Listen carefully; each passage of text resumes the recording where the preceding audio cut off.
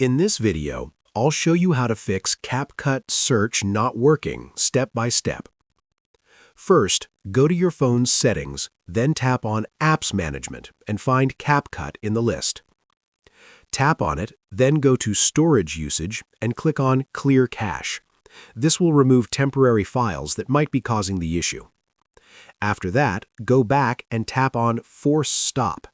Then reopen the Capcut app and try using the search feature again. If the problem is still not fixed, open the Google Play Store and check if there's an update available for Capcut. If yes, update the app to the latest version. If none of these methods work, you can try reinstalling the app. Simply uninstall Capcut from your device and install it again from the Play Store. Finally, make sure your device software is up to date, as outdated system versions can sometimes cause app issues. And that's it.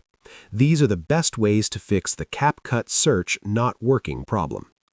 If you found this video helpful, don't forget to like the video, subscribe to our channel, and press the bell icon for more tutorials. Thanks for watching.